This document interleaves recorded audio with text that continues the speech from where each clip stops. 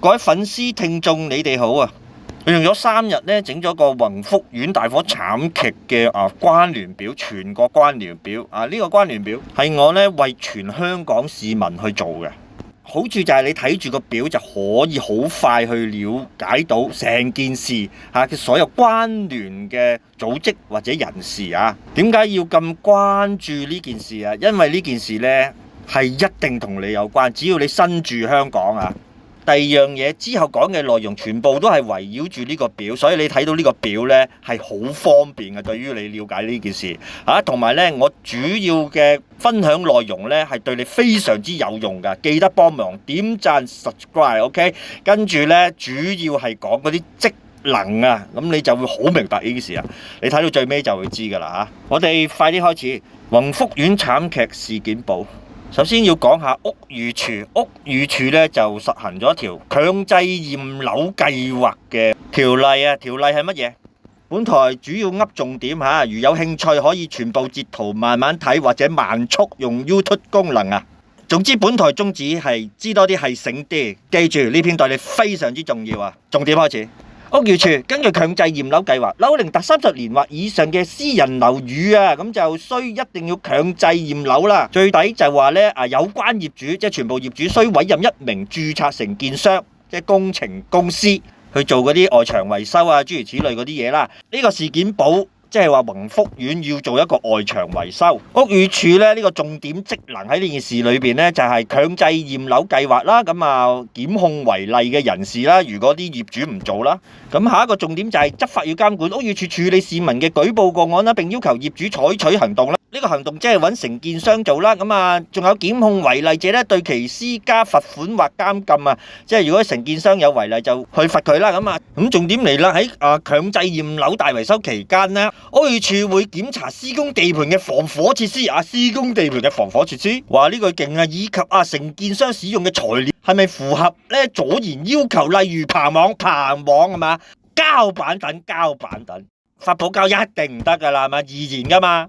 好，成日聽嘅屋宇署講完，好，跟住講咗右邊個市建局先，因為咧關係非常密切啊。我呢個表多數用銅色咧代表關係密切。咁市建局喺2021年5月1日成立，主要職責，留意主要職責咧係推行並管理咧強制驗樓資助計劃嘅。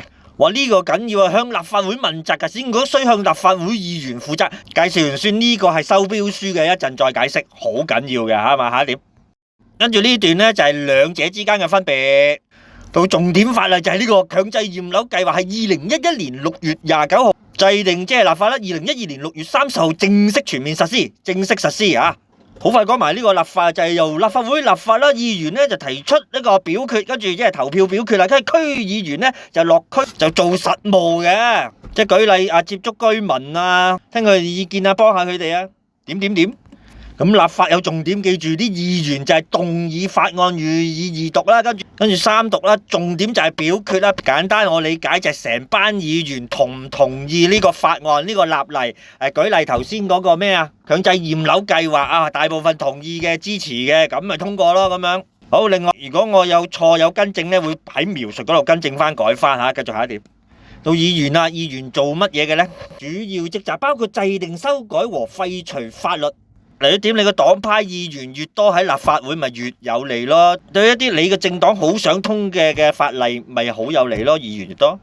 好，到區議員嘅職責啦，例如呢個黃碧嬌係點咧？區議員嘅職責主要在地區層面收集民意，向政府提供意見。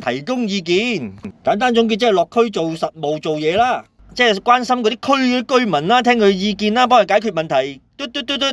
跟住兩者嘅區別重點就係咧，議員就係制定法律綠色嗰度啦，黃色嗰度就係影響地區民生嘅嘢啦。如黃碧嬌咁咧，佢就敲門探居民喎。咁一陣詳細講，睇晒啲職責先。哇，去到咩B 民建聯主席陳克勤啦，好簡單啦。跟住咧就有民建聯立法會議席啦，頭先講啦19席喎。區議員嘅議席有148位議席喎，呢度想講咩呢？即係話越多議席越好冇人想零嘅，零咪即係執笠咯。呢度嘅數字真係參考，年年唔同。下一點重點喺大火事件裏邊呢，民建聯裏邊有個胡建文係前宏福苑區議員喎。咁前宏福苑呢法團顧問，仲有係呢現任政制及內地事務局副局長。詳細圖出晒啦，呢條片真係好好噶，記得點讚 subscribe 啊，幫忙訂閱。咁全部之類戰嘴呢，就整晒重點。跟住呢幅就係會議記錄啊，喺佢個網有噶啦，即係宏福苑嗰個網就睇到胡健民曾經出現過。跟住最重點啊！左邊睇完，右邊我哋嘅黃碧嬌係區議員，大埔區議員，佢嘅資料喺晒度。跟住呢，有胡卓謙啊，大元村嘅，咁啊大埔廣福村有梅小峰，跟住仲有3個。跟住我哋睇下，又係宏福苑嗰啲會議記錄，又出咗呢幾個名，即係話佢喺宏福苑好活躍。好快去到今日嘅另一個重點，就係業主立案法團。一定要知嘅就係有個叫做屋苑管理委員會，簡稱管委會。管委會有啲咩呢？主席鄧國權，記住，顧問黃碧嬌，實記得啦。顧問黃碧嬌，全香港市民如果佢發咗灰都認得佢啦。黃碧嬌，好快睇咗鄧國權個樣呢，黃碧嬌又係指住嗰個啦嚇，又係業主立案法團主要職責。他是一個獨立法人，擁有訴訟權力啦，可以任免物業管理公司，任免物業管理公司好緊要啊，處理樓宇嘅維修、保安同埋消防安全等事務喎。留意係保安、消防安全等事務要好安全嘅，確保嗰啲嘢啦。咁法團呢，就係要啲人嘅，就係嗰個管委會頭先嗰個黃碧嬌嗰扎嘢呢，就係管理委員會運作嘅。咁超級重點啦！若業主對法團或管理委員會運作不滿，對佢哋不滿，可以透過業主大會罷免佢哋委員嗰啲資格嘅喎。呢點好緊要啊！有發生嘅就係東張西望事件啊，一陣會詳細講。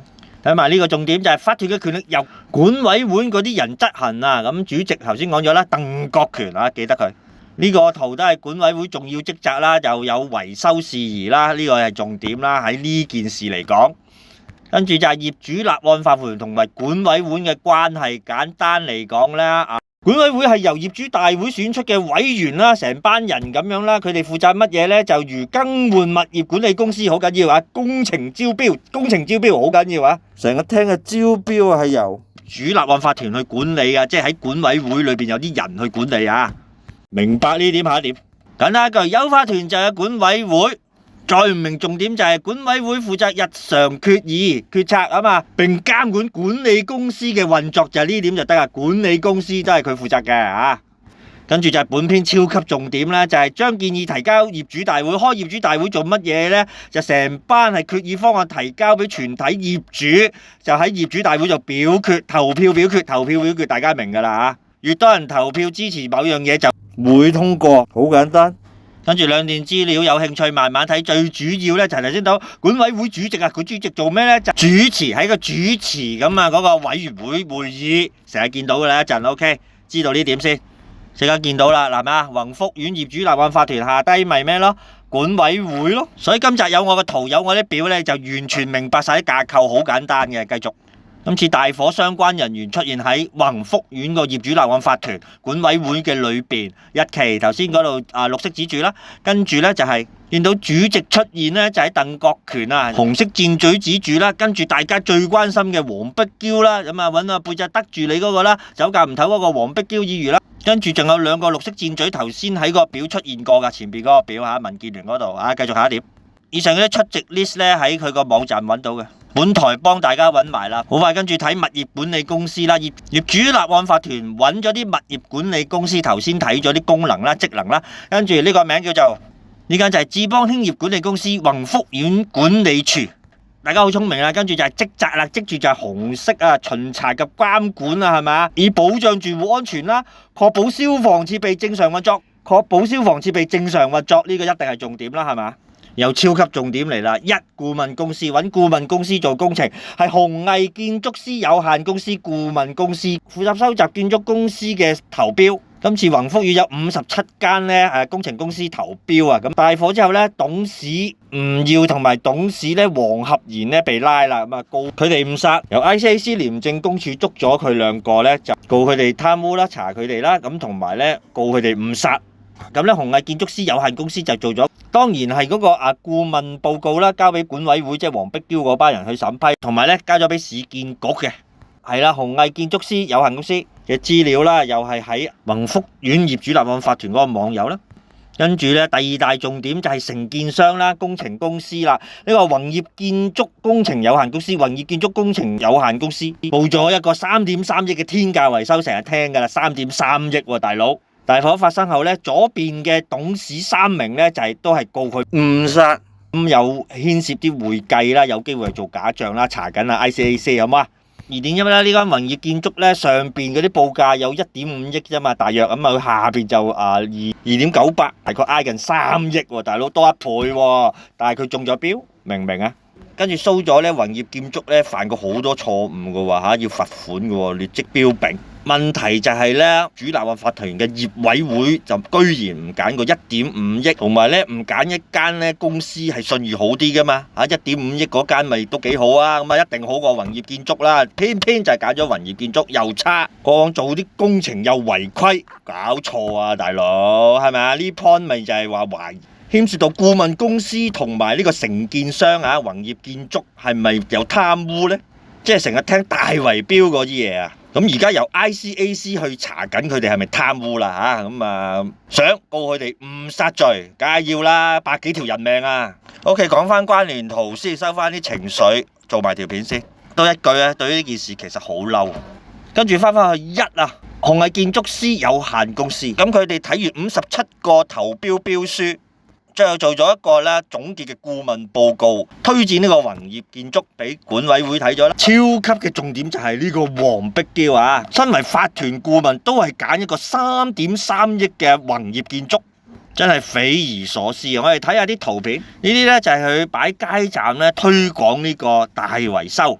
宏福苑嘅大維修有冇證據？睇下幅圖，咁你睇到好清楚，箭嘴指住宏福苑啊大維修，宏福苑大維修啊，紅色我都間住啦，幾窩心啊！幫忙訂閱啊，跟住綠色箭嘴，哇笑到合不攏嘴嘅黃碧嬌啊，咁啊笑到合不攏嘴，後邊就係宏福苑大維修，大笑喺度，笑咩笑啊？唔係搵背脊得住人咩？再睇埋係咪真係講大圍標嘅嘢？黃碧嬌自己 po 佢叫 Packy Wong， 佢就話連日來都協助宏福苑大維修記住紅色大維修啊，咁啊跟住就係填寫資助表格，亦代表遞交表格。重點一定要聽多次啊！連日嚟協助宏福苑大維修，填寫呢個資助計劃表格，亦代咧遞交呢個表格，等唔到最尾講一句100幾條命啊！跟住睇下紅色左下角咪遞交表格咯，右上角啊左右係啦，右上角咪將啲表格遞落個桶嗰度咯，交表格。經典好清楚，不是不清楚，繼續。因為重點係個表，睇翻個表先。控制翻嚟，跟住下一步交埋俾市建局。市建局開頭講咗噶啦，咁補充一點咧，市建局唔會將個標書咧交俾屋宇署嘅。跟住咁好快睇埋，透過呢啲表咧，好快睇到咧其他嘅關聯部門就有勞工處啦、消防處。消防處嗰度咧就係一個註冊消防裝置承辦商咧。咁宏福苑業主立案法團咧就揾咗咧宏泰消防工程有限公司，跟住有 ICAC 啦嚇，一定噶啦。再下邊因為唔夠位，就有房委會房屋署。勞工處職責嘅重點咧就係透過巡查啦、執法啦、教育和推廣，確保工場場所安全與健康。好快，消防處嘅職責重點喺呢度就係檢查內容，檢查應涵蓋所有消防裝置及設備啊，並確保他們能正常運作。即係話嗰啲火警鐘要能正常運作啊。舉例啊，另外補充少少，即係頭先勞工處咧就要捉下有冇工人咧亂咁食煙、掉煙頭，諸如此類。好，跟住房委會嘅主要職責咧，紅色箭嘴第一點啦，跟住第二點，物業管理與維修監督公共租住屋邨及附設設施嘅日常管理啦、維修保養啦、改善工程啦，並處理租戶事務啊。主要即係想講話佢有監督嘅職責啦。咁房屋署嘅重點職責，負責落實政府嘅公營房屋政策與房委會嘅決策，同房委會又係有好密切嘅關係。OK， 我星仔成個關聯表已經整好晒啦，記住收藏呢條片對你非常之有幫助啊！另外咧，我會開咗專屬嘅播放清單，喺 YouTube 嗰度揀播放清單就會揾到呢個咁詳細嘅關聯表噶啦。最後一點每個部門嘅功能主要職責咧，我會咧稍後時間喺下低描述，打翻啲時間，方便大家隨時睇翻，隨時重溫啊！好，呢一 part 已經圓滿完成，我哋好快下一個重點。好，各位粉絲你哋好啊！今集咧透過呢個表咧嘅重點，當然係黃碧嬌啦。我哋集中睇黃碧嬌嚇。身為呢個法團顧問，宏福苑嘅法團顧問，睇下佢表中顯示好清楚啦。喺業主立案法團嘅裏邊嘅管委會嘅裏邊有個主席叫鄧國權，鄧國權下邊就有個顧問叫黃碧嬌嚇。後邊啲圖睇過前邊都好清楚。佢係民建聯嘅區議員，佢同陳克強主席喺度影相。我哋放大睇睇。OK 係啦，跟住下一幅。黃碧嬌個樣啦，喺度發言啦，咁睇睇佢喺宏福苑嗰個咧收入係幾多咯？做呢個顧問，哇，最多1,200蚊嘅咋？呢一 part 咧主要講啲提問，令大家深思多啲嘢吓，俾啲圖，讓大家判斷多啲嘢，自己判斷，有圖去判斷，更俾心機做呢條片，幫忙訂閱點讚，多謝你，我哋繼續。嬌姐我嚟啦，你準備好未啊？我哋市民睇嘢啦。另一幅圖，根據個表個功能咧，就話區議員落區做實務。你睇下黃碧嬌小姐，哇，開晒貼閘問人哋喎，逐家逐戶問人哋啲乜嘢咧？佢自己話啦，等 ICAC 調查佢有冇貪污啦。但係睇到啲圖，佢係逐家逐戶問嘢，問啲乜嘢咧？或者有冇俾啲嘢咧？問號嚟㗎，有冇俾啲嘢公公婆婆喺宏福苑嗰度咧？啊，佢自己先知啦，佢仲話叫人嚟報 ICAC 添。大家密切留意調查結果，留意事態嘅發展啦。黃小姐繼續。跟住咧，大約喺2024年10月嘅時候，咁啊，黃碧嬌頭先講咗擺街站做乜嘢咧？推廣翻一個計劃，呢個計劃係宏福苑大維修。睇下黃色啊，終於睇到黃色嗰度啦，就係樓宇更新大陸2.0啊，咁啊資助計劃嚟㗎。60歲以下咧就資助4萬蚊，60歲以上咧就資助5萬蚊。黃碧嬌咧就大力幫公公婆婆填表，咁啊講多次，60歲以下就資助4萬蚊，60歲以上資助5萬蚊。哇，笑到見牙唔見眼就係呢度嚟噶啦吓！哇，繼續啦，睇下係咪真係資助表，睇睇。你自己講噶，協助填表噶，幫咩人填表格啊？頭先60歲以上、60歲以下嗰個唔讀多次啦。咁啊，重點就係佢幫人填表格，笑到見牙唔見眼，係佢自己鋪噶呢啲嘢，市民冇冤枉佢噶。所以居民問你嘢係好正常噶，嬌姐，叫聲你嬌姐啦，好嘛？繼續睇下你鋪啲乜嘢。哇，好清楚啦，係呢啲資助表格啊！宏福苑嘅大維修嘅裏邊嘅一啲資助表格。提問嚟啦，咁啊咁少錢1,200蚊做一個法團顧問啊！居然咧自己都話呢個區唔係佢管轄範圍，但係佢自己紆尊降貴嚟到呢個大埔宏福苑幫居民填一啲表格。咦，表格就牽涉一個3.3億嘅宏福苑嘅大維修嘅裏邊。好啦，我哋下一幅。時間去到上年嘅2024年7月啊，終於東張西望，又出咗個標題就叫做大埔某屋邨啊，而7月啊3億展開大維修，部分業主質疑咧費用高昂，想推翻方案又遇到什麼阻撓？問號嚟噶，連 TVB 都係問號嘅，OK， 即係好多問號，黑人問號，成條片咧打呢啲字就揾得翻啦，我星斗睇晒噶啦 ，OK。大致內容就係話咧1.5億咁平啲，點解唔揀啊？咁啊3億啊，大約呢個咁貴，點解揀咗啊？諸如此類好多問號。條片咧有問到啊，點解咧唔可以喺呢個業主大會做旁聽啊？即係唔可以旁聽嘅喎。條片咧提到去問到啊，點解唔可以旁聽？當時上年宏福苑啲居民係好激動㗎嚇，再睇翻咧我都心酸無奈啊嚇。當中就係追住呢個法團主席咧，頭先睇咗啦，就係呢個鄧國權啊。咁跟住咧，黃碧嬌講嘢咧，黃碧嬌講啦，咁啊就喺2024年8月24號到啊，咁啊頭先係7月啦條片。咁啊宏福苑現計劃團得到大部分業主於5月25號投票產生咗咩咧？第12屆管理委員會啊，即係管委會啦，到今天還不到3個月啦，就由民主黨莊嘟榮挑撥式地直播即係 YouTube 嗰度啦，屋苑嘅維修事項咁啊，道出嘅事都係妖言惑眾，又係嗰啲咁似貪七嗰啲嘅妖言惑眾唔係 sorry 咁啊，貪七係鬼言惑眾，成日都話有鬼噶嘛。OK，實在係大維修工程，哇！大維修工程好清楚喎，有話唔清楚，好清楚喎。大維修工程現正在得如火如荼之際，如火如荼啊！佢話：哇，直頭知道如火如荼添啊，點會唔清楚啊？必須同心同德，話仲要同心同德啊！邊個同你同心，邊個同你同德呢？咁啊問號啦。為穩定呢屋苑，為順利呢個完成大維修，又講話完成大維修，話好清楚啲大維修喎。支持現屆法團，即係佢自己嗰屆啦，繼續留任，即係有罷免案啊！一陣講啊嘛，反對罷免，反對罷免我哋。咁嬌姐梗係唔會唔出席啦，睇下箭嘴啲名啦，有佢啦，咁啊法團事務顧問啊，嗱好清楚，咁啊黃碧嬌女士啦。哇，咁啊鄧國權與民政處等人員商量後呢，由區議員黃碧嬌啊陪同下離場，係去到2004年9月6號。個投票議案就係罷免時任法團主席鄧國權。近鏡再睇下黃色箭嘴黃碧嬌搭住膊頭，好似好熟喎，問號。即係話最後都俾宏福苑啲居民啊投票罷免咗喺佢哋啊，即係喺大會嗰度啊。即係最簡單就係話走啦，咁啊補充咧，啊黃碧嬌係自己卸任㗎，我記得係。嗱，睇翻時間線啦，2024年9月就罷免咗啦，10月就出埋一鋪，可能要搞埋一手尾啦嚇，咁就佢自己先知啦。OK， 最後咧補埋福苑個網咧就揾到鄧國權嗰啲名啦。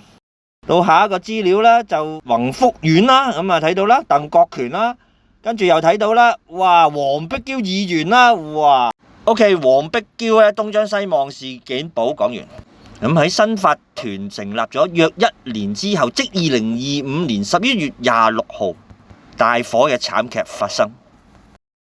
詳情可以睇翻我1、2、3集，總括就係悲天連人，極度痛心。咁第二 part 就去到呢度完先啦，多謝收睇。最後應該會出 B 集，B 集咧主要個方向咧就用翻 A 集呢個表咧去探索翻火災極有可能發生嘅原因。咁咧從報道大致上可以睇到，當日咧係冇火警消防系統嘅，即係冇火警鐘響，同埋咧啲棚網係易燃㗎嚇，仲有懸空係發泡膠啦嚇，相信係發泡膠遮窗啦易燃物嚟嘅。仲有走火通道啦，就有傳就改咗啲門啦，啲門咧就有個正方形窿可以入到煙嘅喎，咁樣噶，諸如此類種種。咁如果利用呢個表去睇翻啲部門咧，咁首先就係承建商啦，係嘛，顧問公司啦，一定責無旁貸嘅啦。跟住房警中嗰度就係註冊消防裝置承辦商啦，即係宏泰消防工程有限公司啦。咁唔好唔記得業主立案法團啦，淨係關於投票權啊，揾嗰啲承辦商究竟嗰度係點樣嘅呢？關於嗰啲授權票嘅問題呢，啲公公婆婆有冇俾到一啲授權票，一啲人去俾咗呢個業主立案法團做一個投票，而通過咗揾嗰啲承建商啦，當然要查啦。而呢個表正正就可以好快確立個位置，然後係重點去調查，去睇翻究竟當時或者之前發生咗咩事導致呢場悲劇大火呢？跟住再睇翻呢個物業管理公司究竟佢要負咩責任呢？種種值得我哋之後再探討。最好快睇埋 ICAC 廉政公署就已經調查緊成件事啦。本台密切留意事態發展，我呼應翻前邊嗰句，記住呢件事係關乎你嘅事，你一定要多加留意啊！最後咧，仲俾我一個更實用嘅建議，就係關於業主立案法團嗰度一啲攞翻授權書嘅做法。嗰個頭先最前講咗投票權決議權係好緊要噶如果你係業主嘅時候咧，你要攞翻你嗰個投票權決議權點做呢？如果唔該俾咗授權書別人咁樣點樣攞翻呢？呢個票睇睇。咁我又打好咗噶啦取消授權書 copy 2份啦咪正本自己留啦一份俾呢個咧業主立案法團頭先紅色嗰個啦一份交俾政黨政黨例如民建聯啦邊個政黨啦，如果你俾咗嘅話，你知道嘅話咪俾佢哋咁樣取消，攞翻投票權咁樣喺業主立案法團嗰度大會嗰度可以投票咁你係業主記得要關心自己投票咗咩承辦商乜嘢咁樣啦好緊要咁如果你知道有公公婆婆佢唔識嘅，你可以幫佢攞我頭關聯表個表格去解釋翻俾佢哋聽。呢條片啊係好幫到你哋㗎。佢哋有咩職責，佢哋點樣做咁啊？頭先嗰啲資料咧，全部前邊已經俾晒大家，可以截圖慢慢睇，慢速慢慢睇。多謝大家先嚇，大家共同努力啊，建設美好香港，防範咧火災再發生。最後記得推介埋呢條片咧，俾你親朋好友啦親人要推晒俾你哋睇晒佢，等佢長知識，知道原來業主立案法團係更緊要嘅，立法會嗰度係點樣嘅，點樣嘅咁原來揾管理公司都好緊要喎，佢監管啲乜嘢，記得推介俾你個朋友啦，好唔好啊？根據呢個表呢個表咧真係非常之好㗎呢條片非常之對你哋或者對所有人香港市民都好有用。真正最後啦，呢條片我真係用咗12分嘅力量去將我知嘅嘢講出嚟。喺我個台裏邊咧，呢條片係真係出咗我12分嘅力量同精神去努力做呢條片，係幫助大家㗎嚇嘛。互助互愛本台宗旨，知多啲係醒啲，祝大家平安。拜拜，我哋下集再見。我係星斗，一個普通嘅星斗市民。補充嘅最後就係俾翻嗰個好重要嘅 credit 係劉定堅先生YouTuber 嚟㗎，咁網主我都幾欣賞佢㗎，咁其中一點嗰個 credit 就係佢講到點樣取消授權書呢一 part 係我係從佢身上嗰度學㗎，喺度長知識㗎多謝各位先咁就有興趣嘅可以去劉定堅先生嗰度去睇翻OK，咁就最後以上資料僅供參考，如有任何問題請尋求專業嘅人士去幫助協助OK，拜拜。